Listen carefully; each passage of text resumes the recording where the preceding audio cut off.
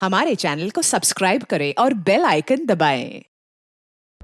ये सुधीर परब ही कमलेश यादव है। ऐसा कैसे हो सकता है कि पल्लवी और उसके माँ बाप इस बात से बिल्कुल अनजान हो? शायद जानते होंगे पर छुपा रहे हैं। शायद फैमिली खुद विक्टिम है सर। पल्लवी की छोटी बहन मोनाली, वो भी तो मिसिंग है। तुम दोनों पल्लवी और उसके माँ बाप से बात करो, जो लीड मिले फॉलो करो। मैं कोल्हापुर में जाकर पता करता हूँ कि सुधीर परब की असलियत क्या है। शायद उसके अतीत में कुछ ऐसा मिले जो उसे रोकने में काम आए।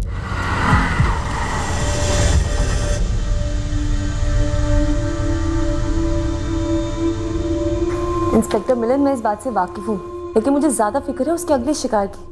अगर आप इस सुधीर परब का फोटो पब्लिक कर देंगे तो वो उसे अलर्ट कर देगा। पर रचना, रेड अलर्ट जारी नहीं करना उन लोगों के लिए खतरा बढ़ा देगा जो सीरियल किलर के अगले शिकार होंगे। इंस्पेक्टर मिलन, मैं गलत हो सकती हूँ, लेकिन मुझे लगता है कि आपको ये ऑपरेशन सीक्रेट रखना चाहिए।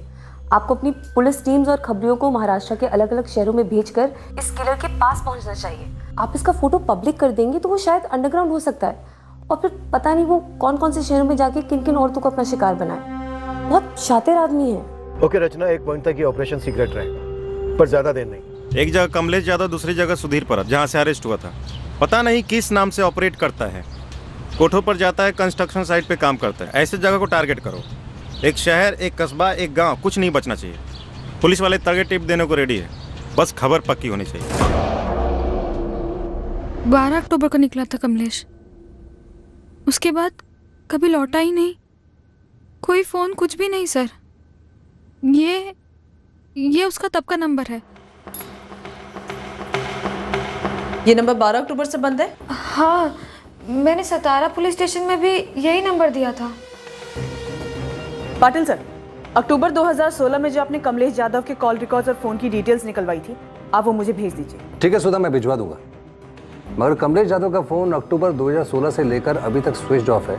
मैं ट्राई करता रहा। कोई बात नहीं सर, जैसा भी हम उसे ट्रैक कर लेंगे। मैं उस फोन का IMEI नंबर भेज रही हूँ जो कमलेश यादव अभी तक इस्तेमाल कर रहा था।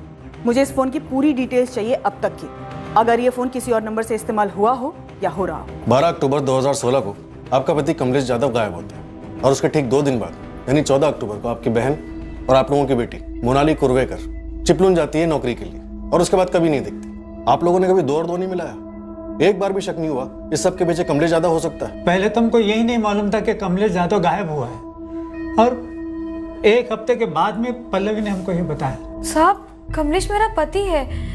ऐसे कैसे हम मान लें कि मोनाली कमलेश के कारण गायब हुई है? मोनाली तो आई बाबा को बोल कर गई थी कि वो नौकरी के लिए जा रही है। मोनाली, ये कंपनी वाले वहाँ तेरे रहने का क्या इंतजाम कर रहे हैं? आई, उन्होंने बोला है कि रहने का इंतजाम और खाने का इंतजाम वो लोग करेंगे, तो पगार पूरा का पूरा बच जाएगा ना, जो मैं यहाँ भेजूंगी। आज के जमाने में इतना सब कुछ। ये लोग अच्छे तो होंगे ना? मैं एक बार वहाँ जाके उन लोगों से मिल लूंगी, तो तुझे फोन करके ना सब बता दूंगी। कोई नया बड़ा होटल था जिसमें उसे नौकरी लगी थी, और इस नए बड़े होटल का नाम तक नहीं पता आप लोगों को। मोनाली ने बताया ही नहीं हमको। ये बात आपको कभी खटकी नहीं? वैसे वाई पुलिस ने चिपलून के हर छोटे बड़े नए पुराने होटल्स में पूछताछ की थी। किसी भी होटल में किसी ने भी मोनाली कुर्वेकर का नाम तक नहीं सुना था। मोनाली पहले भी पंचगनी और महाबलेश्वर के होटल में नौकरी कर चुकी थी, इसलिए उस पर शक करने का हमको कोई कारण मिला ही नहीं। पल्लवी, क्या तुम्हारे पास भी अपने पति कमलेश यादव पर शक करने का कोई कारण नहीं था? उसके अतीत के बारे में कितना जानती हो तुम? कमलेश मुझे 2014 में मिला था। वो हम कामगारों का सुपरवाइजर हुआ करता था। सब उसे बहुत पसंद करते थे, मैं भी पसंद करती थी। ये मास्क पहनने से कम धूल फेफड़ों में जाएगी। ऐसे समझ में आया? इससे तबीयत कम बिगड़ेगी और नुकसान भी कम होगा। और अगर वैसे भी अगर जान है तो जहान है, नहीं? आप सभी लोगों ने इसे पहनना चाहिए। लेकिन कमलेश सर, इसे पहन कर ना काम करना नहीं जमता है। मैं समझता हूँ कि थोड़ी दिक्कत होगी, मगर कुछ ही दिनों के लिए होगी, लेकिन फायदे जिंदगी भर के लिए है। कोई कायदा नहीं है कि इसे पहनना ही पड़ेगा, लेकिन कुछ चीजें कायदों के परे होते हैं, इंसानों के लिए सही होते हैं। लो, इसे पहनकर काम करो, और जब आप शाम को घर लौटोगे तो देखोगे कि इसमें कितनी धूल जमी होगी जो आपके फेफड़ों में गई होती। मुझे कमलेश से प्यार हो गया सर। वो मेरा ख्याल रखता था, मुझे उसकी ये बात सबसे अच्छी लगती थी, इसलिए शादी कर ली। हम शादी के खिलाफ थे साहब, हमारे मन में कुछ शंकाएं थी। उसने अपने बारे में कभी कुछ बताया नहीं। क्या नहीं बताया चंद्रकांत जी कि उसका असली नाम सुधीर परब था? वो कोल्हापुर में मैथिली खेड़ेकर नाम की औरत के कत्ल के जुर्म में गिरफ्तार हुआ था।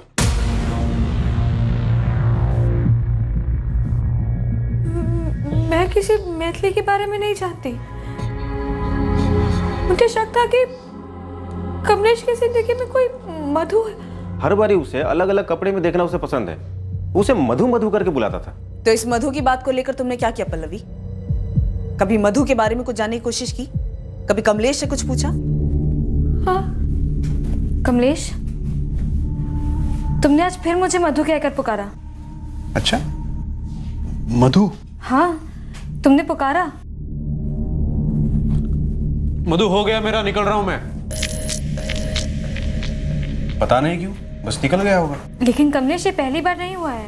इससे पहले भी तुमने मुझे मधु कहकर पुकारा है। कौन है ये मधु? है, मुझे क्या पता रहे, इतने अलग अलग लोगों से मिलता रहता हूं मैं, अलग अलग साइट्स पे। निकल गया होगा गलती से। इंसान हूं मैं, जुबान फिसलती है कभी कभी। चल निकलता हूं। मुझे शक हो गया था कि कमलेश का किसी मधु के साथ चक्कर चल रहा है। मुझे लगा साइट पर कोई होगी ये मधु। मैंने अपने तरीके से साइट पे पता किया था, वहां कोई मधु नहीं थी।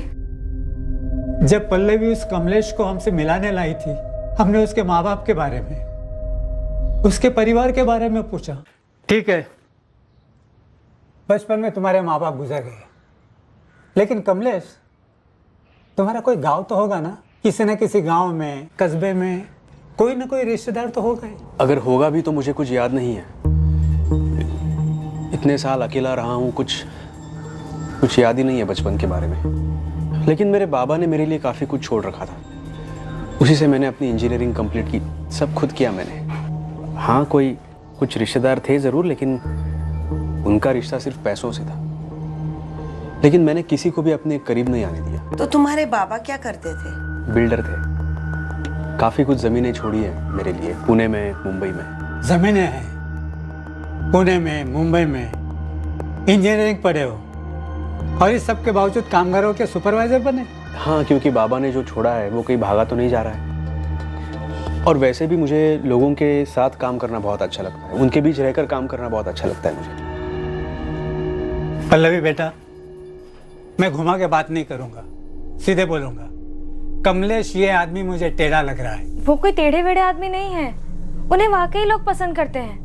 आप ना कभी साइट पर आके देखो, कमलेश की लोग बहुत इज्जत करते हैं। आई, उन्हें लोग सच्ची प्यार करते हैं क्योंकि वो दिल से लोगों की मदद करते हैं। ये सब बातें अपनी जगह पल्लवी, लेकिन जो आदमी अपने खानदान का नाम तक नहीं लेता, कहता है कि रिश्तेदारों को दूर कर दिया, ये क्या बात हुई?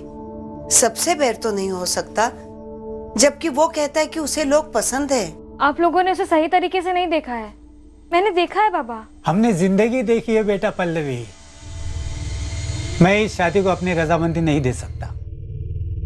पल्लवी प्यार में अंधी हो गई थी, कमलेश से शादी कर ली, हमको अंधेरे में रखा और हमें तब बताया जब कमलेश इसे छोड़ के चला गया। इसलिए कमलेश के गायब होने में और मोनाली के गायब होने में कोई लेन देन है, ये हमें सूझा ही नहीं। मुझे अभी भी नहीं लगता कि कमलेश ऐसा कुछ कर सकते हैं। कैसा कुछ पल्लवी? क्या यकीन नहीं होता है कि तुम्हारा पति कमलेश मोनाली को भगा के ले गया है? वो तो हम भी नहीं कह रहे हैं, क्योंकि वो अभी साबित नहीं हुआ है। लेकिन कोल्हापुर में जो मर्डर हुआ है वो तुम्हारे पति कमलेश ने खुद कबूल किया है। तुम्हारा पति कमलेश दरअसल खूनी सुधीर परब है, जो कि शायद ये भी उसका असली नाम ना हो, और जो खून उसने किया है शायद वो खून भी उसका पहला खून ना हो। पल्लवी जाधव से हम सिर्फ ये जान पाए कि उसे और उसके परिवार को किस तरह कमलेश जाधव और सुधीर परब ने दगा दिया था। उसके सीरियल किलर होने की तरफ कोई इशारा नहीं मिल रहा था, पर कोल्हापुर से हमें इस केस के लिए एक मजबूत ठोस लीड मिलने वाली थी। पर क्या यह लीड हमें इस सीरियल किलर तक पहुंचाएगी, यह देखना बाकी है। सुधीर परब पुलिस कस्टडी से भाग गया, पर कैसे रमेश? हमारी तरफ से लापरवाही हुई थी सर। 19 जून 2013 को कोल्हापुर के पास जंगलों में मैथिली खेड़ेकर की लाश मिली थी हमें।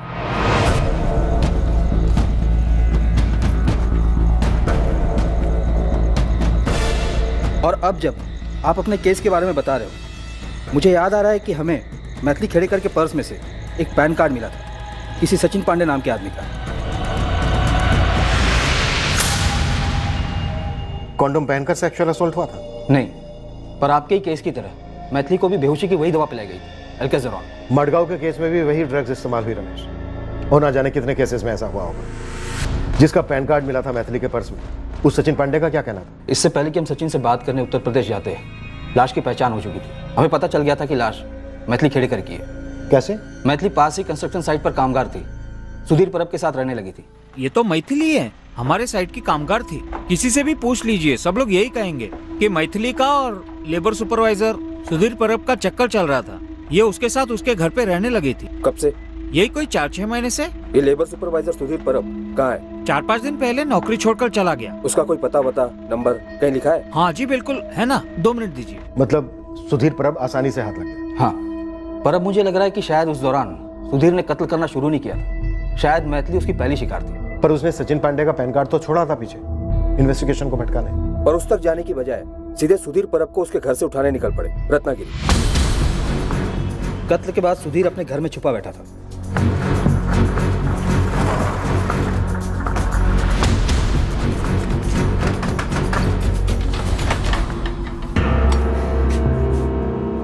कोल्हापुर पुलिस। सुधीर कुठे है?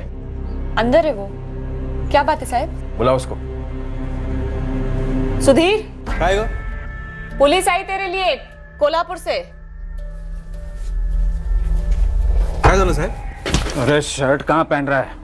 अभी तो तेरी पैंट भी उतरेगी लॉकअप में। लेकिन मैंने किया क्या है? अब क्या किया इसने साहब? अच्छा तालमेल है पति पत्नी का। पति पूछता है क्या किया, और पत्नी बोलती है अब क्या किया। यूं चला थे। मत मारो साहब, मत मारो, मत मारो। मैं बोलता हूँ। बोलेगा? बोलूंगा। उठाओ इसे।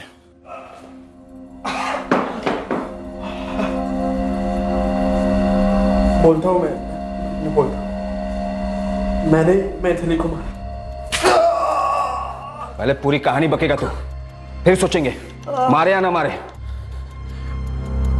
पक गया था सर मैं। शादी करो शादी करो शादी करो, वही रिकॉर्ड बजाते रहती थी हमेशा। मुझे तो सिर्फ सोने से मतलब था। इतना ऊब गया मैं कि खलास कर दिया उसको।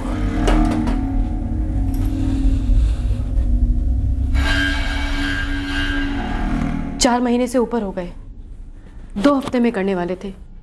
बोलो कब करोगे शादी? मैथिली खाना तैयार है?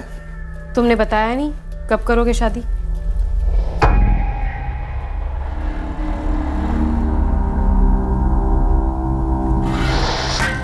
पहले ये बताओ शादी कब करेंगे हम? हाथ भी नहीं लगाने देती थी मुझे। शादी करो वही रिकॉर्ड बजाते रहती थी। फिर एक दिन मैं बोला उसे, रुक आज ही करते हैं शादी। लेके गया मैं उसे तब जंगल में। हाँ,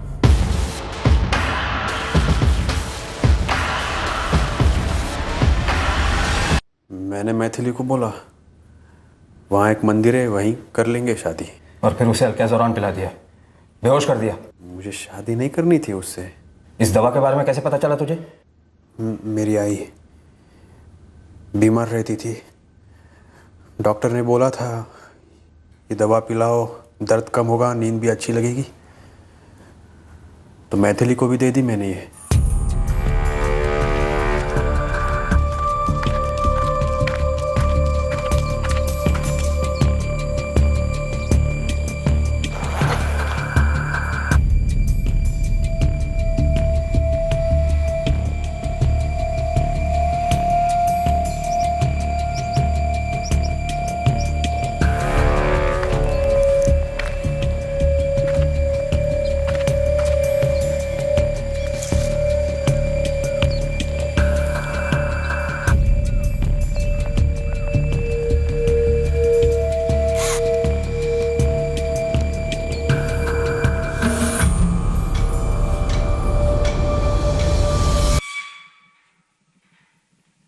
हमने चार्जशीट फाइल कर दी।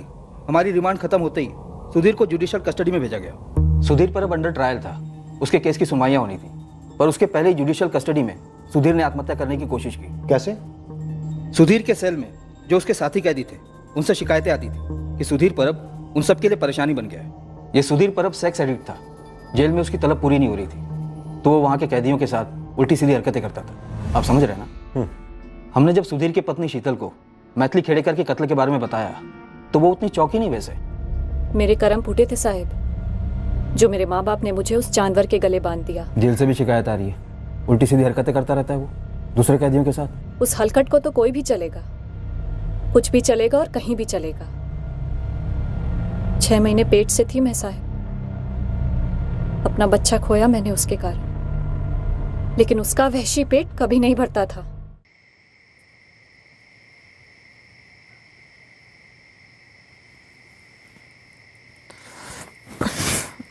अभी नहीं सुधीर, दर्द होता है मुझे बच्चा आने के बाद। तब बोलोगे कि अब बच्चा हुआ है, मूड नहीं है। तुझ में कुछ अक्ल वक्ल है या नहीं? हाँ, या दिन रात एक ही चीज के पीछे पड़ा रहता है? एक ही चीज चाहिए तुझे? बीवी है तू मेरी, तेरे पास ना हूं तो कहां जाऊं? और किसी चीज के लिए आता है मेरे पास? हाँ, डॉक्टर के पास ले गया मुझे एक भी बार?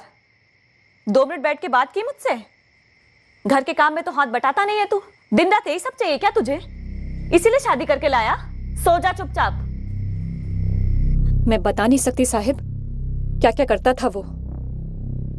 एक दिन अचानक छोड़कर कोल्हापुर चला गया और फिर वापस लौट आया। क्यों लौटा? रोज औरत जो चाहिए थी उसे, और कुछ नहीं दौड़ता था उसके दिमाग में इसके अलावा।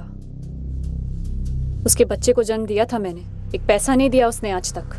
पैसे मांगती तो कहता जा अपने माँ बाप से मांग। सब बच्चा छोटा था इसलिए कमा नहीं पाई मैं, ना ही उसका दवा पानी कर सकी, ना उसे खिला पाई ठीक से। 4 महीने का था जब गुजर गया मेरा बच्चा। और वो वहशी क्या कर रहा था? वहां कोल्हापुर में किसी और औरत के साथ सो रहा था, झूठे वादे कर रहा था शादी के, फिर उसका कत्ल कर दिया। शायद इसलिए लौटा होगा मेरे पास, कत्ल के इल्जाम से बचने के लिए, वरना वो क्यों लौटता मेरे पास? इसकी सेक्स एडिक्शन तब से थी, और शायद जेल से भागने की वजह भी वही थी।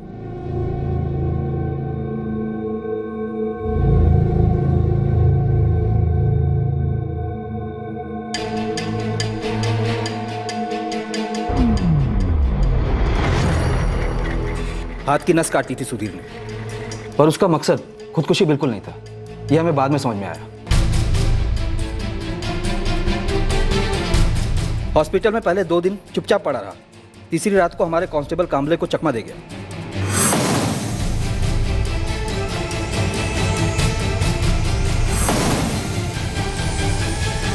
कांस्टेबल कामले को बेहोश कर दिया था। हाँ, कांस्टेबल कामले को तुरंत सस्पेंड कर दिया गया और सुधीर के लिए लुकआउट नोटिस जारी किया गया। ये सुधीर परब सतारा जाकर कमलेश यादव बन जाता है और मडगांव में पता नहीं क्या बना होगा और हमारे नासिक में क्या। पर तब हमें बिल्कुल भनक नहीं लगी कि ये आदमी सीरियल किलर बन सकता है।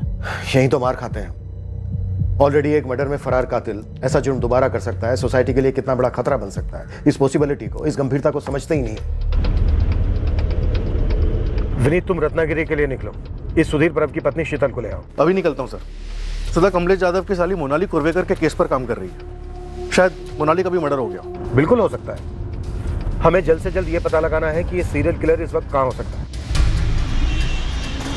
मैडम, यहाँ मुंबई के कमाटीपुरा के कोठों पर भी ये कमलेश यादव उर्फ सुधीर परब बैठता था, और यहाँ भी सेम नौटंकी, बार बार हाथ धोना और मधु मधु करना। पर क्या ये पता चला कि वो इस वक्त कहाँ है? कोई लीड मिली? मैडम, कंस्ट्रक्शन साइट थोक के भाव से है। मैंने अपने कई बंदों को एक एक साइट पे भेजा है। वैसे एक बात थी मैडम। हाँ बोल। पूरे चांसेस हैं कि मुंबई में भी इसने ऐसे ही रेप और मर्डर किए हों, तो एक बार इसके डिटेल्स को मुंबई के थानों में घुमवाइए। वो हम कर चुके हैं, तू अपना काम कर। हमें कोई लीड चाहिए कि वो इस वक्त कहाँ हो सकता है। आई सजेस्ट कि आप अपनी सर्च पुणे पे फोकस कीजिए। तुम उसकी सोच को ट्रैक कर रहे हो? हाँ, एक हद तक, कि वो क्या सोच रहा होगा कि आप उसको कैसे ट्रैक करोगे। अगर हम उसका पैटर्न फॉलो करें तो वो कंस्ट्रक्शन साइट पे काम करता है। वो जानता है कि शायद आप उसको ढूंढ रहे हो, तो इसीलिए नासिक में मर्डर के बाद वो नासिक तो नहीं जाएगा, ना ही वो कोल्हापुर, सतारा या फिर गोवा जाएगा। चिपलून तो वो बिल्कुल नहीं जाएगा। और नागपुर में मनोज महात्रे का वॉलेट चुराने के बाद वो नागपुर भी नहीं जाएगा, पुणे। यहाँ पर कंस्ट्रक्शन फुल स्विंग में है, इसलिए चांसेस है कि वो पुणे जा सकते। गुरु खबरी को पुणे भेजो, उससे कहो कि वो वहां की अपनी टीम से कांटेक्ट करें। पुणे की क्राइम ब्रांच यूनिट 3 के अनुज भोसले से बात करो। पुणे की हर कंस्ट्रक्शन साइट स्कैन करो, पर चुपचाप। Okay sir.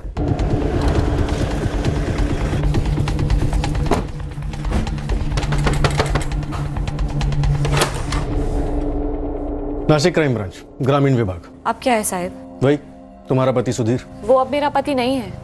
क्या चाहिए आपको? शीतल, हमें उसे ढूंढने में तुम्हारी मदद चाहिए, इसके पहले कि वो एक और औरत को अपना शिकार बनाए। ये क्या है रे बाबा, अभी 2 हफ्ते भी नहीं हुए तुम्हें काम पे लगे हो और तुम्हें नौकरी छोड़नी है। ऐसा क्या हो गया जगदीश? इससे अच्छी नौकरी मिल गई अश्विन जी। जगदीश, ये नौकरी भी तो काफी अच्छी है। इसके लिए मुझे अपने सेठ लोगों से बात करनी पड़ी, उन्हें मनाना पड़ा, और अब तो वो लोग भी तुम्हारे काम से बहुत खुश हैं। मैं नई नौकरी में ज्यादा खुश रहूंगा अश्विन जी। आज मेरा आखिरी दिन है, कल से नहीं आऊंगा। और 2 हफ्ते की जो तनख्वाह बनती है हक से दे देना, खुशी होगी।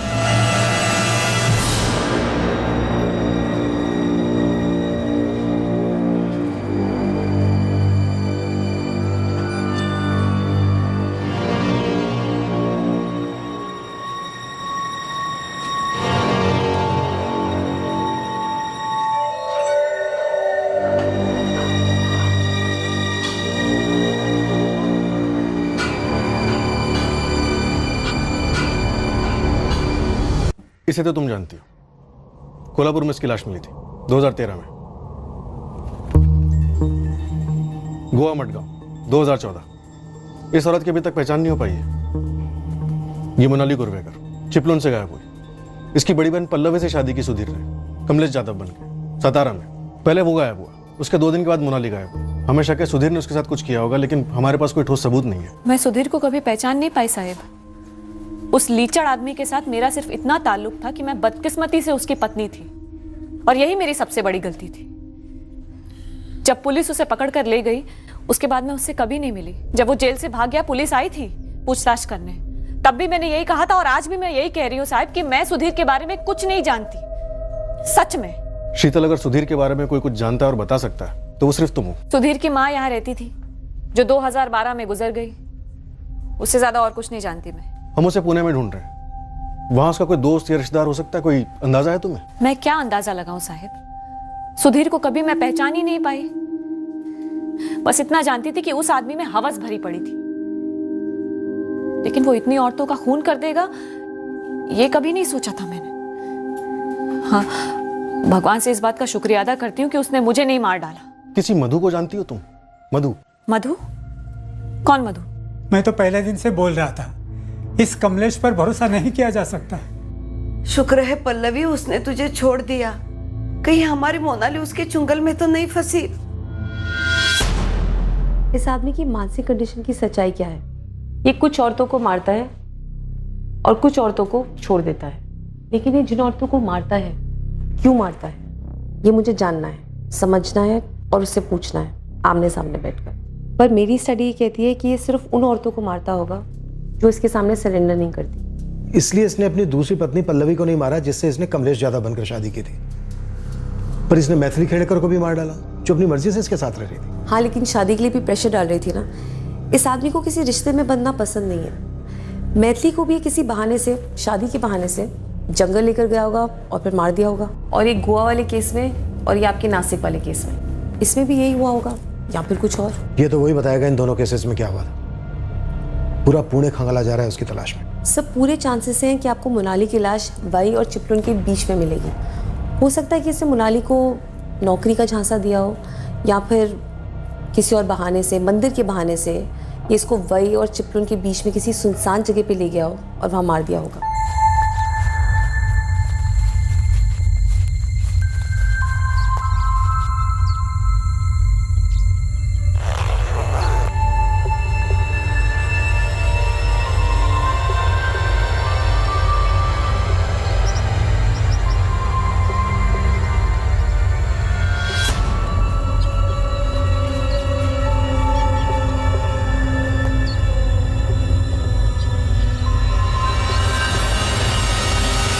उसके अब तक के सारे मर्डर्स में एक सिर्फ मैथिली है जिसको उसने मारने से पहले सेक्सुअली असॉल्ट नहीं किया। और मैथिली को मारने का रीज़न ये था कि वो उसके साथ किसी बंधन में बंधना नहीं चाहता था। वो कोई इमोशनल रिलेशन नहीं चाहता।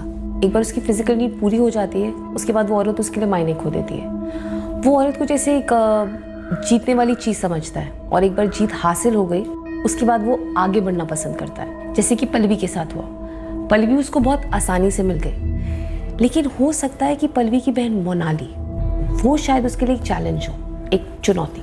तो पल्लवी और उसके परिवार को कभी पता ही नहीं लगा होगा कि सुधीर उर्फ कमलेश उनकी बेटी मोनाली पर घात लगाए हुए था।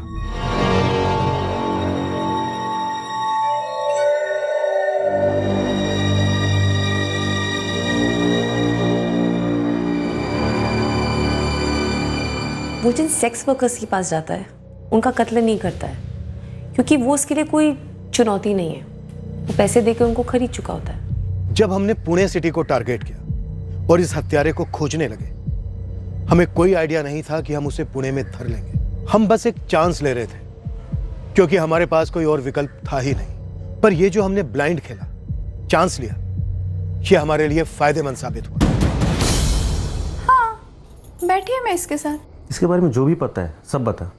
बहुत खतरनाक है ये। खतरनाक नहीं तो हाँ, सन की जरूर है, एक नंबर का सन की। सनकी ने एक नहीं, दो नहीं, कई औरतों का मर्डर किया। क्या बात कर रहा है? हाँ, मेरे को तो ये ऐसा टाइम पास लगा था। बोलता था कभी साड़ी पहन के आओ, कभी उतार दो, कभी मधु बोल के बुलाता था, कभी हाथ धोने जाता था। एकदम अजीब था। इसका कोई मोबाइल नंबर या घर का पता? इतना किसके पास टाइम है, और कस्टमर से उसके घर का पता कौन पूछता है? तू आखिरी बार इसके साथ कब बैठी थी? 1 सप्ताह हो गया रहेगा। इसने मर्डर किया है। साहब बुधवार पेट और पुणे के सारे कोठों पर अपने बंदे भेज रखे हैं। वो इसलिए कि ये पता लगा सकें कि आज रात ये बंदा वहाँ गया है या नहीं। बढ़िया गुरु। कंस्ट्रक्शन साइट्स की क्या खबर है? कल सुबह से 2 टीमें लगने वाली हैं। सर, मैंने पुणे में अरुण सर को अलर्ट कर दिया। उन्होंने कहा है कि पुणे से अभी ऐसा कोई केस रिपोर्ट नहीं हुआ है। मतलब सर, वो अभी अपने अगले शिकार की तरफ टूट नहीं पड़ा है। हम उससे पहले उसे गिरफ्तार कर सकते हैं। हम भी पुणे के लिए निकलते हैं।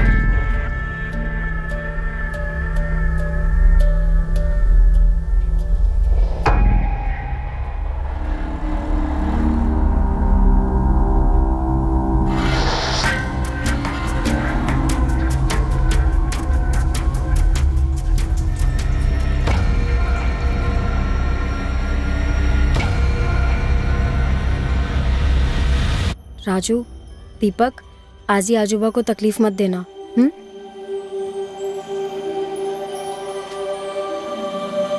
पहुंच के फोन करूंगी बाबा। बेटा संभल के जाना है।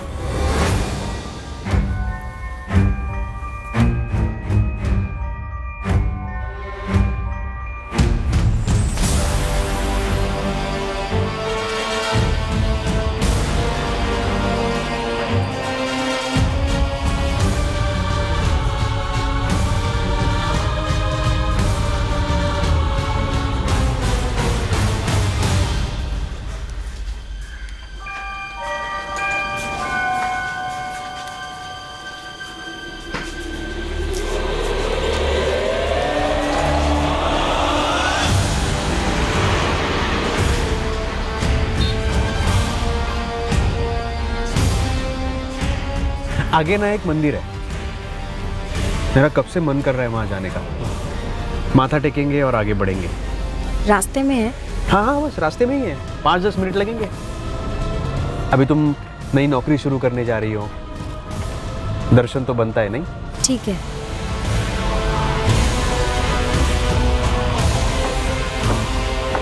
The number you have called is currently switched off.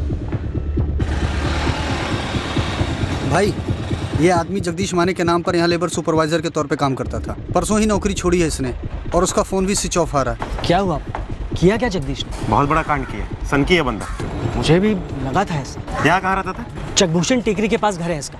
चल चल चल चल। रुक रुक रुक रुक। भाऊ, ये बंदा परसों काम छोड़ कर गया। इसके साथ कोई औरत भी काम छोड़ी क्या? हाँ, एक औरत थी जो पिछले 8 महीने से यहाँ काम कर रही थी। कल ही अपना हिसाब करके निकल गई। नाम नंबर? तेजस्विनी महाडिक। नंबर मेरे रजिस्टर में है।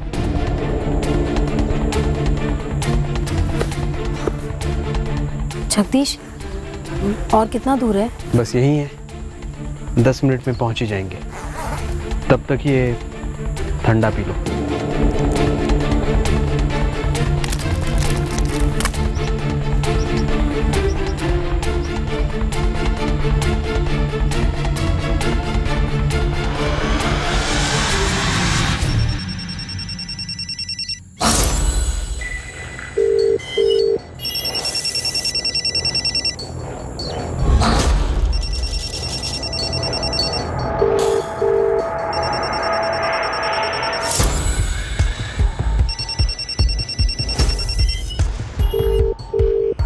लाओ मैं देखता हूँ।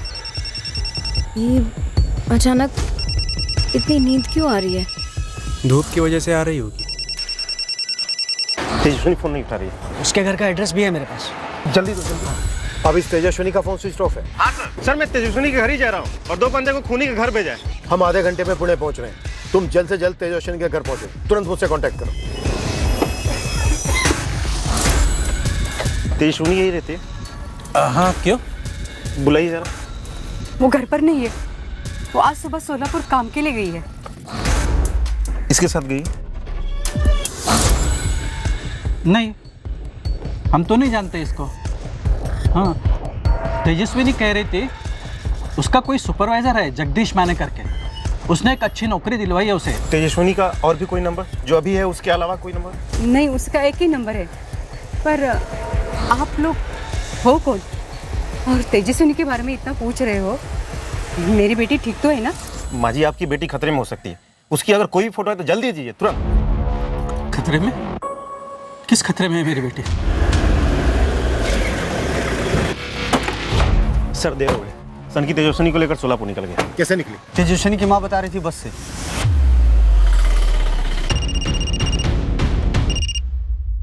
बोलिए मिलन सर। अरुण, तेजस्विनी बस से निकली है सोलापुर के लिए उस आदमी के साथ। प्राइवेट बस या एसटी बस? कुछ और डिटेल है? नहीं है, पर मुझे लगता है एसटी बस से निकले हो। सर, हमारे इधर 2 डिपो हैं एसटी बस के। पहला पुणे स्टेशन पे, दूसरा शिवाजी नगर स्टेशन पे। मैं पता करता हूँ कि सोलापुर के लिए कौन कौन सी बसें निकली।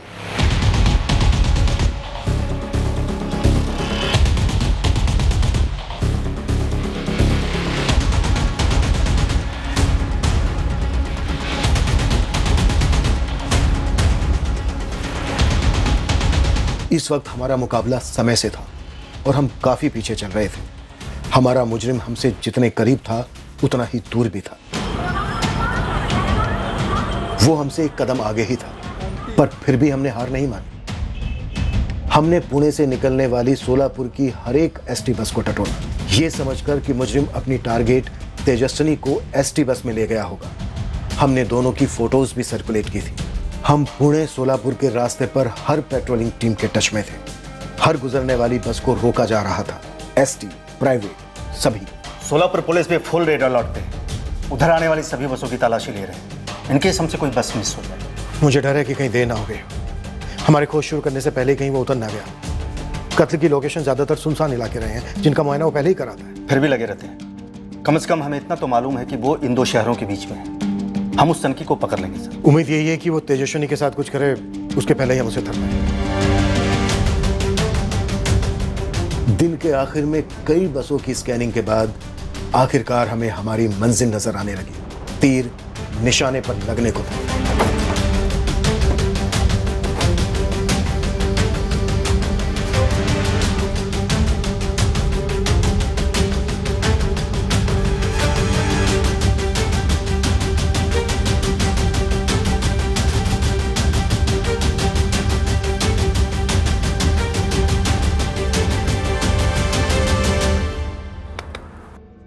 चल उधर नीचे धर। हमने हमारे संदिग्ध सुधीर परब उर्फ जगदीश माने को धर लिया था और तेजस्विनी उसके साथ नहीं थी। सर, बार बार पूछा पर कुछ नहीं बोला। सर, जबान पे ताला लगा है। तोड़े ताला सर? अभी तक तेजस्विनी का पता नहीं चला।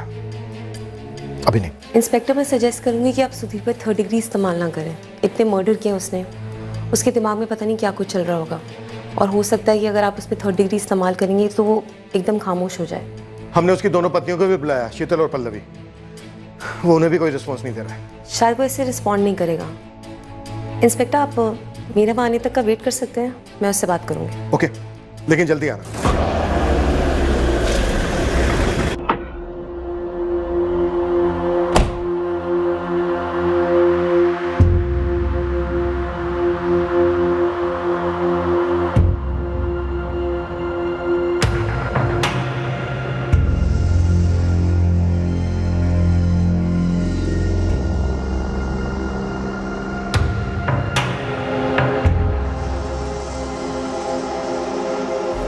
ये औरतें आसानी से हाथ नहीं आ रही थी, है ना?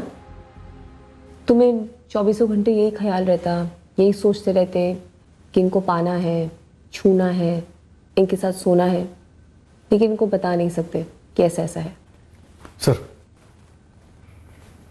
सर, तेजस्विनी की लाश मिल गई।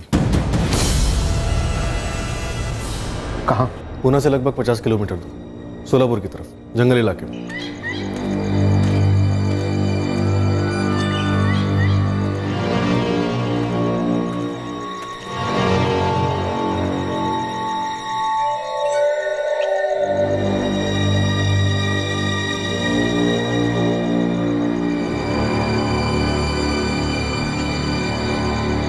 बिल्कुल उसी कंडीशन में मिली है लाश, और तेजस्विनी के पर्स से मुंबई के किसी हरीश जागीरदार के नाम का ड्राइविंग लाइसेंस भी मिला है, मुंबई आरटीओ से इशू किया हुआ। लाश को पोस्टमार्टम के लिए भेज दिया गया सर। उनके हाथ भी वही फाइंडिंग्स लगेंगी जो पहले के केसेस में मिली। तेजस्विनी की लाश मिली। लेट हो गया। काफी। पता करना होगा इससे कि नासिक और मडगांव की वो दोनों औरतें कौन थी। बोलेगा, ये जरूर बोलेगा।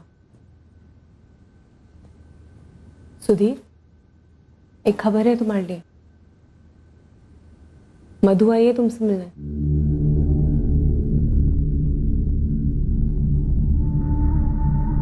जिस तरह तुम इतने समय से उससे मिलने के लिए पागल रहे हो ना, वो भी तुमसे मिलने के लिए बेताब है। आखिरकार हमने उसे कांटेक्ट कर लिया। मिलोगी नहीं उससे? कहाँ है मधु? बाहर खड़ी है, बुलाऊं अंदर? जरूर बुलाऊंगी, लेकिन उससे पहले मेरी मदद कर दो। इन दो औरतों के नाम और पता बता दो। तुम इन दोनों औरतों को मधु मान बैठे थे ना? ये संगीता है, संगीता आचरेकर। कहाँ काम करती थी? मडगांव के आसपास? नहीं, बेलगांव से थी।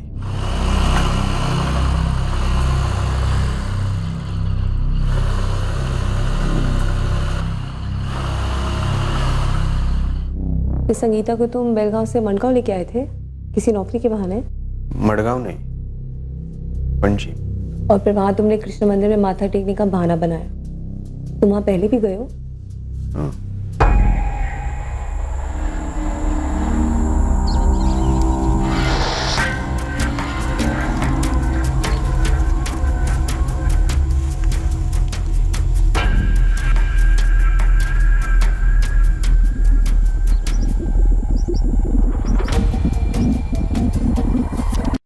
और ये कौन है?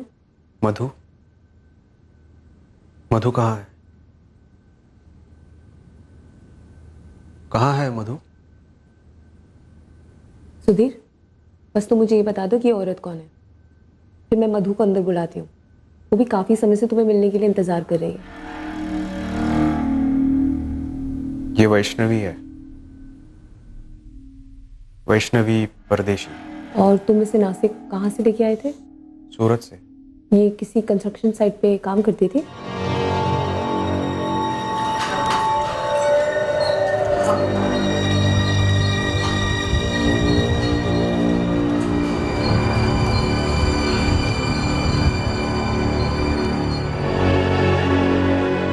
अब मधु को यहाँ बुलाओ। बस एक और सवाल, तुम्हारी दूसरी बीवी पल्लवी, उसकी छोटी बहन मोनाली, उसको क्यों मार डाला? लाश कहाँ है? हमने वाई और चिपलिन के बीच का चपा चपा छाना, लेकिन लाश नहीं मिली।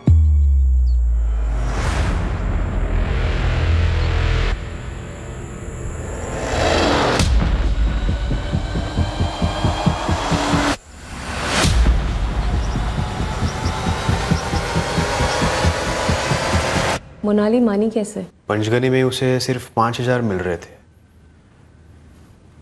मैं बोला चिपलुन में 12,000 मिलेंगे, रहने खाने का अलग से। कहाँ मारा उसे? महाड़ के पास। तुम उन जगहों को पहले वीडियो में उतारते थे, वीडियो रिकॉर्डिंग करते थे। कारण क्या था उन्हें मारने का? क्या दुश्मनी थी उन औरतों के साथ? मधु कहाँ है?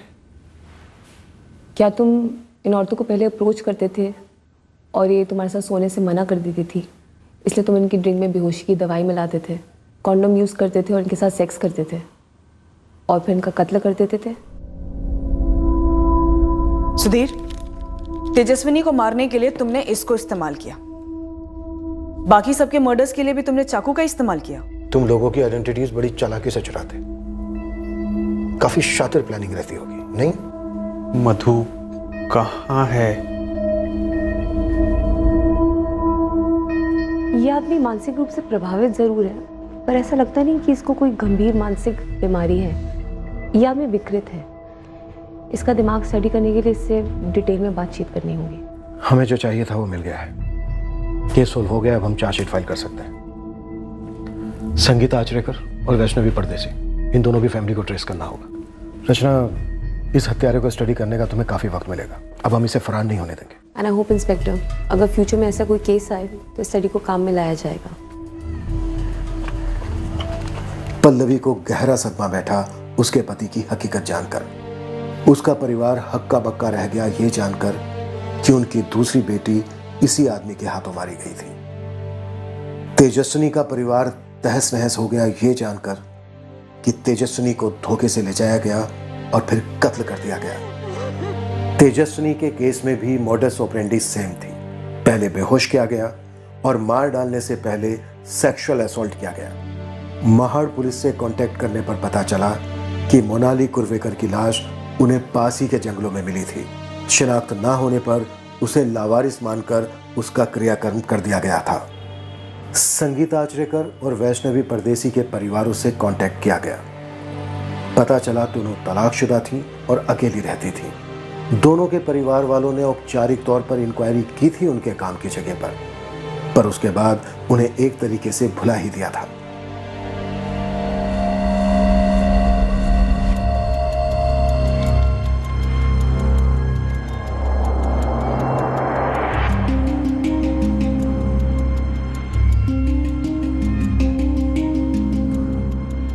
सुधीर, मधु कौन है?